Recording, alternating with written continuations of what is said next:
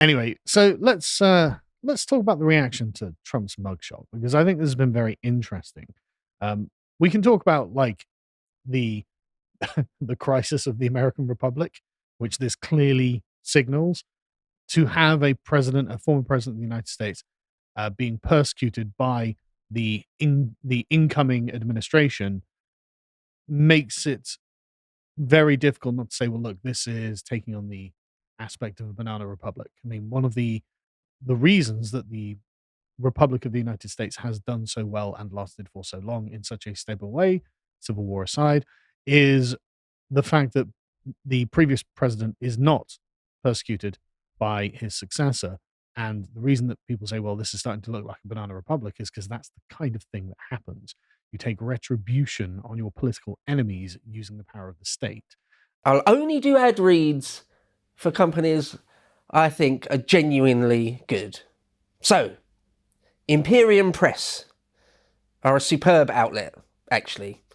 They basically publish based books, is what they do. Pieces of literature that all men really should have read. Some books that might not be published by some of the more mainstream outlets anymore. Things that are out of vogue, out of favour, but are, of course, still absolutely superb. Books that are integral even to the Western canon. Books like the Iliad, or Beowulf, or all sorts of Shakespeare. Caesar's Conquest of Gaul. You know, some great stuff. Some things that if you're interested in the Western tradition, the Western canon, stuff you should really read. The greats. You know, there's no pulp fiction in there. It's all real quality stuff. Classical literature. Their classical curricula series. Go on the website. Check it out. And they support indie authors, some independent authors, people that might struggle to get published by some of the bigger mainstream publishing houses, people that are too base for their own good, really. Well, Imperium Press support them, which is great, really. A wonderful thing. So if you are in the market to be buying some sort of alpha, sigma level literature, do consider buying it from Imperium Press. That's not good. But that aside, I thought what we'd do is talk about just the way that people have interpreted the mugshot. And I thought we'd have to talk about the mugshot itself. Yes, yes. Because I just find that interesting. But before we begin, if you want to support us, go to lotus.com. Go and watch Stelios' latest symposium about historical inevitability. Because I'm of the opinion there is a kind of historical inevitability about the events that are going to follow. If you start going down the road of persecuting the previous president, well, what's the motivation for the next president to not persecute you? And it's not like Joe Biden doesn't have enough moral and legal baggage for his opponents to get stuck in on. What side of this did you land on, by the way? We are talking with Bo because Yeah. Bo is the person to talk about history with. Yeah. And we are basically focusing on historical contingency. And we are talking a lot about events that could have happened otherwise and that they were momentous. Bo has a wealth of examples that are really interesting to share. And it's a really interesting discussion. And we are also talking about the methodology behind claims that concern historical inevitability. Yeah. And basically what we are saying in a nutshell is that there is a big difference between people saying that things are destined to happen, whether positively or negatively, on the one hand, and whether people who claim that it is very likely that something will happen. So for instance, and what we are saying is that we are neither destined to an infinite progress, as some people would have us think, nor to an inevitable doom, as other people may have us think. Because the arrest of Trump, in fact, let's just get his mugshot up. This wasn't inevitable. This was a series of contingent choices that the Democrats have made that has not, in my opinion, played to their favor.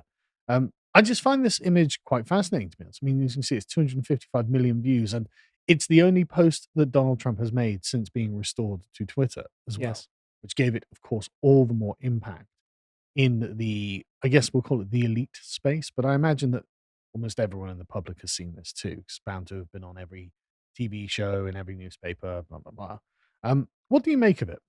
Well, it seems to me that it has backfired a lot Hmm. on the people who let him take the photo. So, but what do you make of the photo itself? Like, it's laser eyes. right? Yeah, it's a really good photo. Yeah, Yeah. and I think that it basically elevates his image as someone who is anti-establishment. Yeah, I mean, you can't really get much more anti-establishment than being persecuted and criminalized by the establishment. Yes, Right? Like, it's actually turning the former president of the United States into a kind of outlaw Robin Hood figure. yes, And if there's one thing everyone loves, it's a kind of Robin Hood figure. yes, So this was really, really stupid. I mean, Trump has always been saying, "Oh, the deep state's out to get me," and the meme in the sort of boomer magosphere is, Trump pointing, going, they're not after me. I'm just in yeah, the way." Well, it's really proving the point. Really, actually, it looks that way.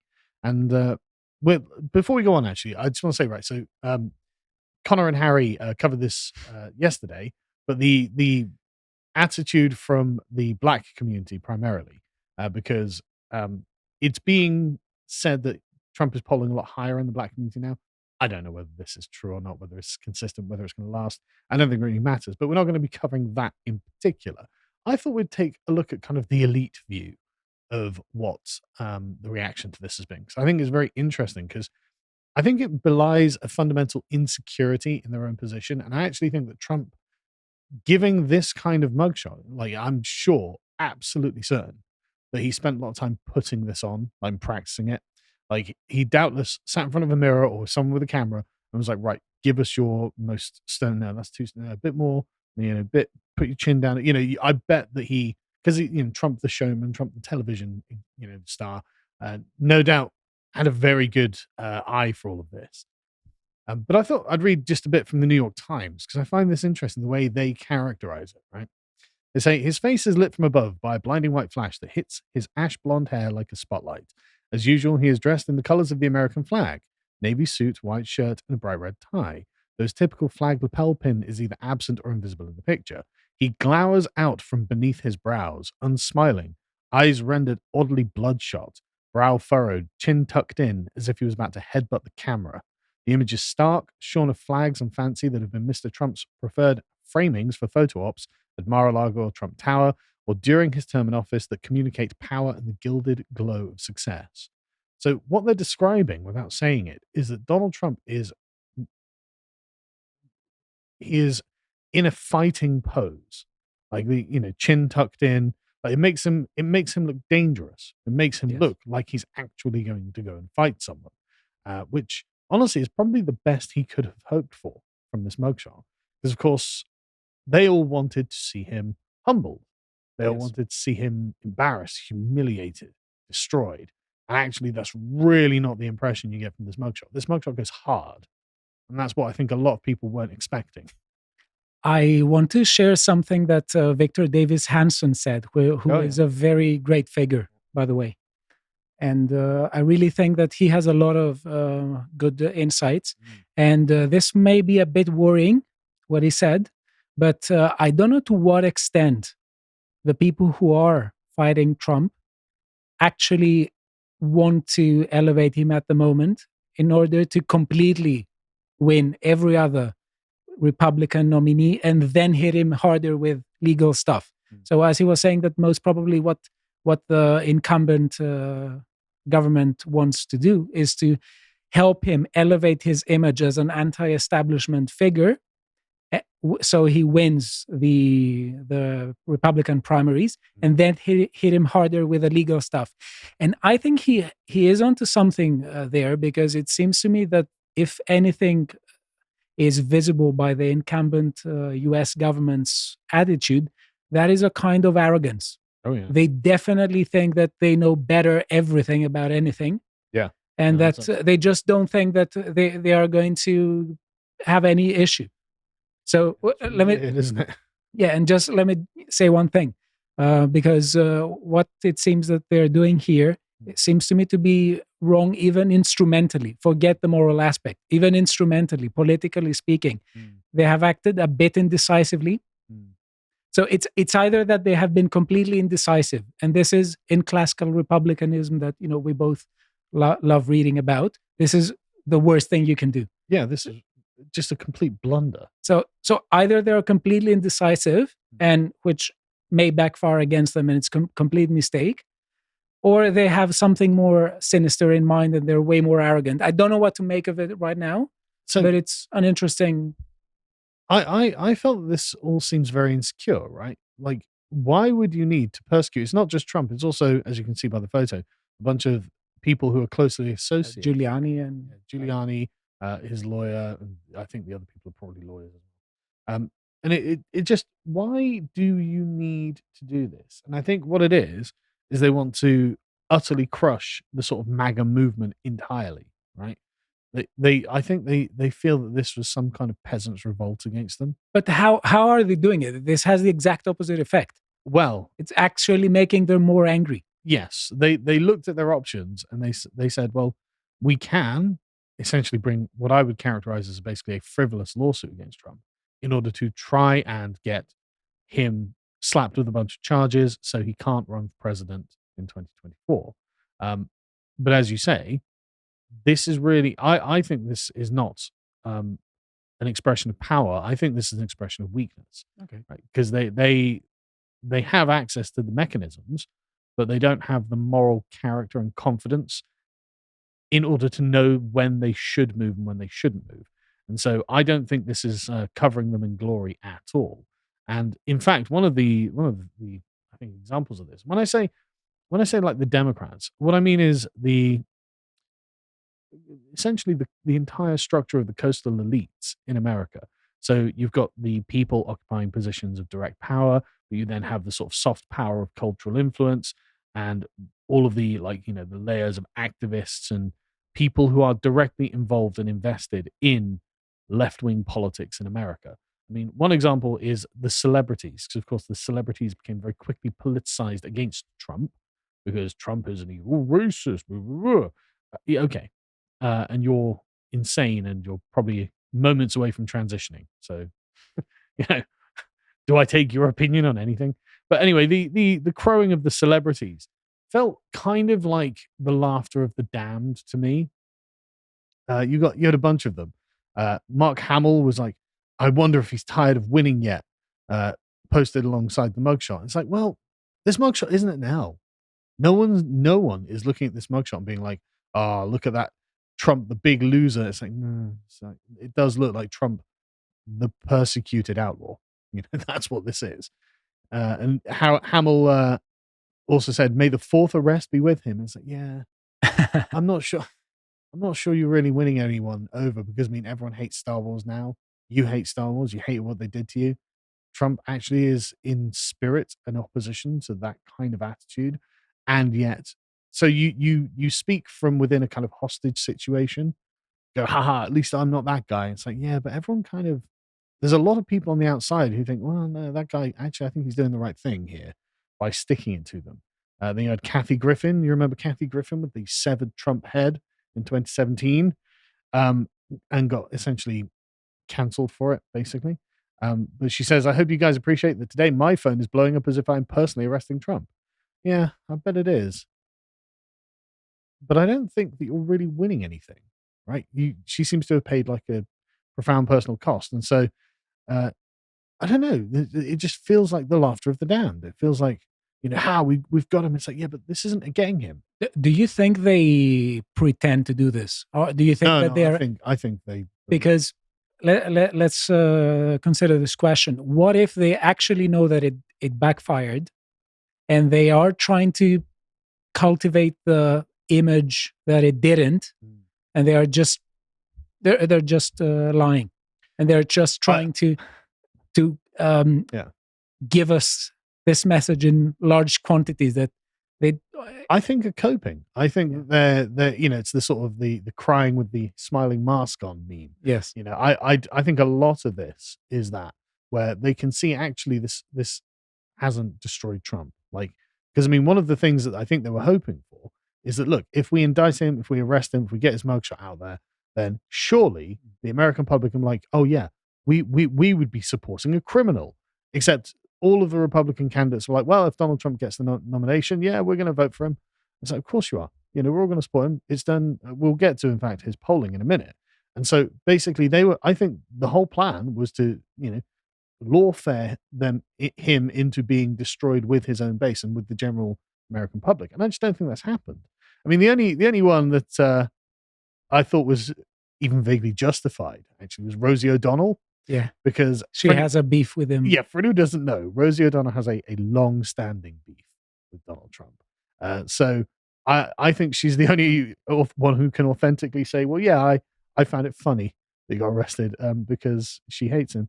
I mean, then you've got like the View from The View, which are the Republicans on The View. There are two purported Republican ladies on The View, Alyssa Griffin and Anna Navarro, who both, of course, condemned Trump and have condemned Trump for ages. And it's just sad. It's like a reminder he hasn't learned a thing. It's like, no, I think that actually if you can turn your own arrest and mugshot into a national win, then you probably have learned something. Trump coming out looking dangerous rather than defeated, actually, I think says quite a lot. The Guardian were like, well, look, he looks like a foolish old man with anger issues and a presidential contender. It's like, are you serious? I don't know, man. He doesn't, I don't think he looks like a foolish old man. I think he looks like someone who's going to take heads, frankly. Like the way that they're trying to frame this, I don't think is, in fact, reflective of what they're trying to describe. I think it is definitely cope. Yeah, I think and so. Even I don't know exactly what's on their minds because I don't want to be honest. I don't want to be in their minds. Yeah. It's a bad place to be in. But it seems to me that even if they think that it did backfire, they wouldn't come out and say it. It seems to me, it reminds me of Goebbels' propaganda model that throw lots of muds, throw large quantity of muds, some of it is going to stick. But that's the thing, like there's this undercurrent of fear and deception that underpins all of this. Like this is from this article, right? They say, as a work of art, it's not clear what the photographer's role is here, but it's hard not to think whoever pushed the button intended to make the sitter look ridiculous. If so, well done. This anonymous artist has made the once most powerful man in the world look like a foolish old duffer with anger issues rather than a serious presidential contender. I don't agree. No, I mean that's a foolish statement because when we are talking about politics, anger is not just a thing to be sidestepped. No, you need to actually ask yourself whether people are justified in being angry. Yes. You cannot just say that people are being angry, therefore they have anger issues. Yeah. Politics isn't about how calm you keep yourself. Exactly. And also this shows a kind of arrogance. And that's why I'm maybe a bit more afraid than you are of this, because it seems to me to be arrogant. Yes. Oh, it's very arrogant. It's like saying anyone who is angry at what we are doing needs treatment. Yeah. But on the other hand, they're in favor of treating mental health and we should be sensitive. But also, conversely, their entire political edifice is built on anger. We're angry about social injustice. Something has to be done. Yes. So, okay, but there looks like an injustice happening right now to a former president, turning your country into a banana republic. And you're sat there and you have this coming. And it's like, yeah, but you can feel the uncertainty. There's a tremor in the voice. You're not supposed to be angry about anything. Exactly. No, it's totally fine to be angry when you've been mistreated, which I think a lot of people are feeling that Trump is. Now, there are other places that are taking this a little bit more seriously. They were like, well, hang on a second. Like, this wasn't supposed to go so hard. Like this one from The Atlantic. The mugshot is a warning. Donald Trump's booking photo was supposed to be an exercise in humility, and he turned it into a threat. Like, if Donald Trump just looking at you can be a threat, then at least you can admit, look, you're not on such stable ground as you thought you were on, right? And again, they look at this and they're just like, okay, we were expecting, as they say, one of two things. Like the event should have been a show of accountability for Trump. This became an act of concession to him. The typical mugshot, usually taken after the subject's unexpected arrest, bestows its power on the people on the other end of the camera. The alleged criminal in it tends to be disheveled, displaced, or small. But Trump, trailed by the news cameras that confer his ubiquity, found a way to turn the moment's historical meaning, a former president mugshotted, again, there's a great deal of historical meaning to that you're not acknowledging. He turned that into one more opportunity for brand building. He might have smiled, as some of his alleged co-conspirators did, making light of his legal jeopardy. He might have assumed an expression of indignation, the better to channel one of his preferred personas, the innocent man victimized. But he did neither. Instead, he looked straight at the viewer, seemingly incandescent with rage, taking the advice he has reportedly given to others. Perform your anger, turn it into your script, make it your threat. His menacing glare gives a similar stage direction to the people who follow him and do his bidding, both in spite of his disrespect for the democratic processes and because of it. I mean, if you have the chance of being the only president with a mugshot, which makes you pretty unique. Yeah. What kind of emotion would you want to show? Yeah. I think that would be anger. Well, yeah. They have it completely wrong. At least the way they present it. How dare you do this to me, the former president of the United States? Like, what do you think you're doing? Who do you think you are? This is what Trump's mugshot is saying. And past all of the bravado of the idiots sat around slapping their fins together and honking like seals, you've got more serious thinkers who are like, hang on a second, this didn't go well, actually. And it also shows that he is aware of what is happening in the room. Yes. And you cannot say that about every politician. Like the current president. The Guardian had another article on it. Well, hang on a second. Trump is turning his mugshot into a badge of honor. Well, yeah. Yeah. You have acted unjustly towards him. You should have been satisfied with your victory at the ballot box, like any other administration would have been, and you should have taken that seriously. But instead, you've gone on to persecute your opponents. As she says here, as it is, the mugshot is something of a political Rorschach test. Liberals see it as a sign of how far Trump has fallen, as if Trump has been staying in their good graces until this point. Like, you hate Trump, and you've done everything you can to try and publicly humiliate him, and this was just another step on that. Like, yes, but it's not just that it's a Rorschach test. There is something that both share. Both see him in a symbolic fashion. That's true. So, in fact, we'll get to that in a minute, actually.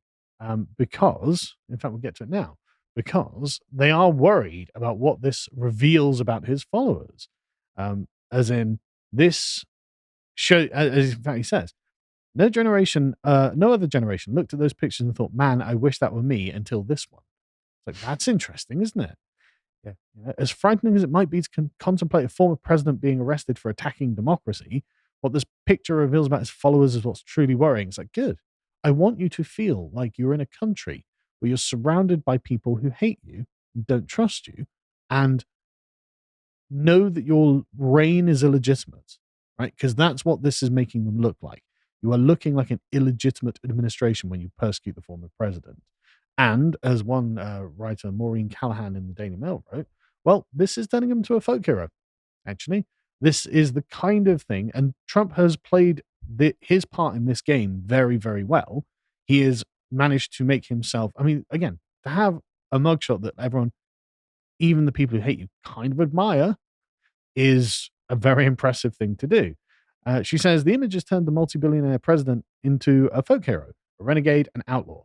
And America loves nothing more than an outlaw, as Trump well knows. It's perfect. It conveys everything Trump clearly wants. He is a patriot, a political martyr. He won't stand for this, and neither should America. This is a travesty that Trump will avenge. That's what I got from it. Yes. That's what I think a lot of people got from it. Yes. And that's why the liberal elite are like, ha, ha, ha, ha, ha. It's like, yeah, but that doesn't feel sincere, does it? You in fact sound scared. And I think maybe there's a reason to. Trump has, of course, raised millions of dollars off of this. And this was from 2 days ago. So God knows how many more millions he's raised. And I thought we'd just check on the polling.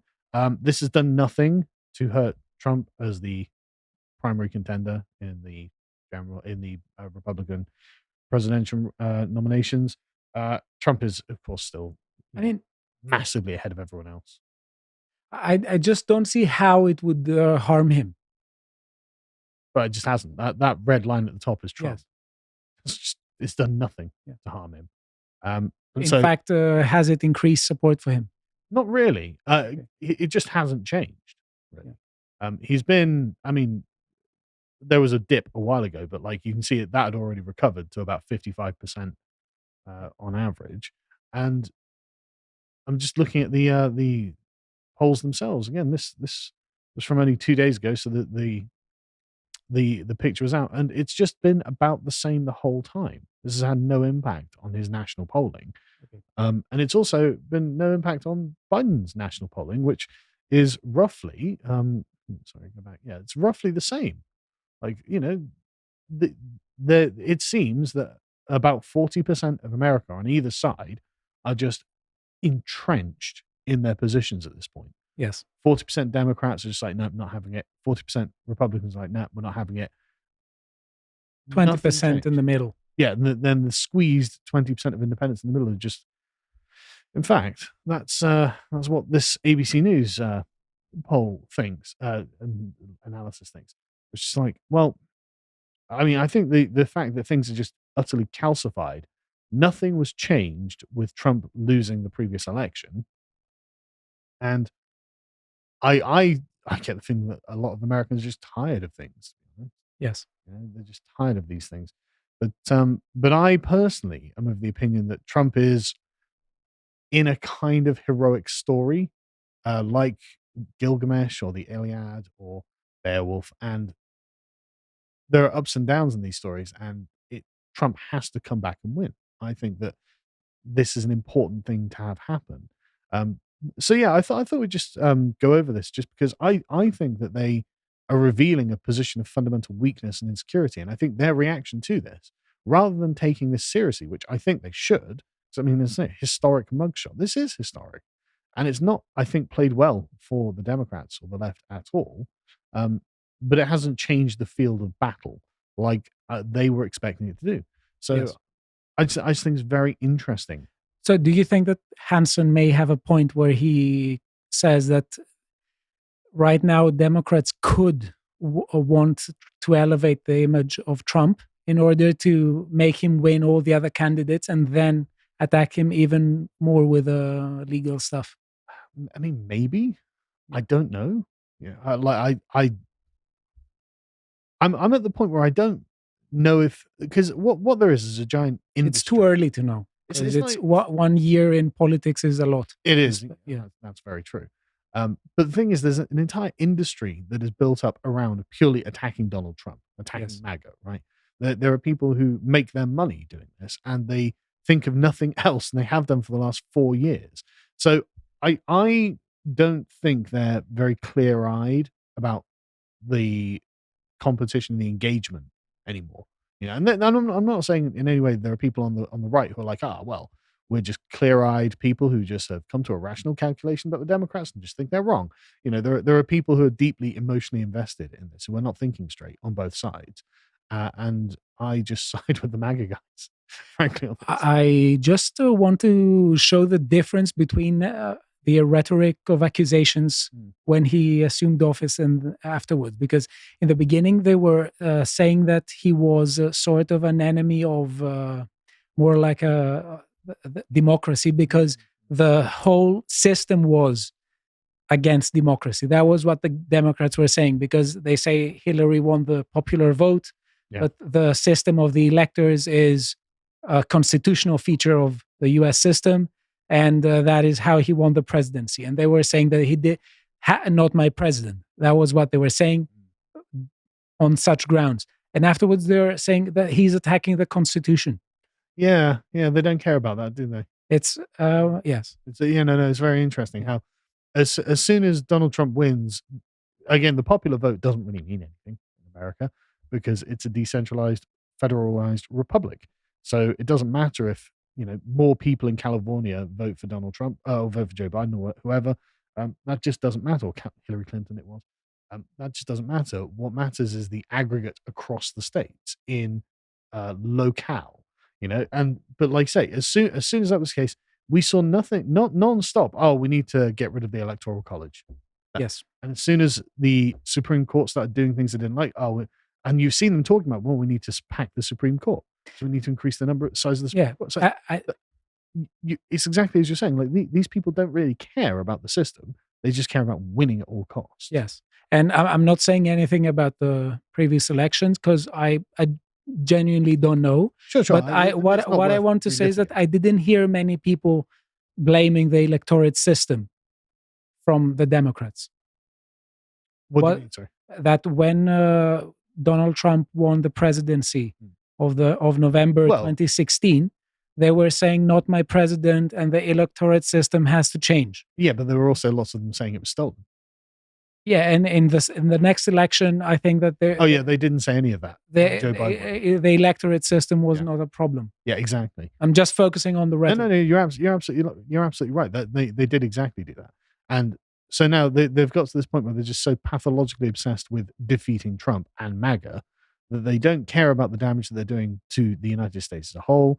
They don't really. I don't think they understand really how they come across to someone who isn't deeply invested in this either. Because again, I don't think people were looking at that mugshot and being like, "Oh, this is Trump's done for now," But anyway, we'll leave it there. But just final point, I think it has to do with legitimacy, and they just think that they're incredibly legitimate, and legitimated in the eyes of the general population. But I have a feeling that a lot of people in the U.S. they are getting angrier and angrier with the current administration. I think you're right. It does make them look illegitimate. Thanks for watching that segment from the podcast Lotus Eaters. I hope you enjoyed it, and if you did and want to support us, then you could subscribe to the website for as little as £5 a month and get access to all of the premium videos and articles we have on there. For instance, we've got the Symposium, number 33, Stelios' show, where the most recent episode is talking about historical inevitability. If you want to follow Stelios and find out what he's doing, you can do so on Twitter at, and I will butcher this, Panagiotou 90 ST. Thank you and goodbye.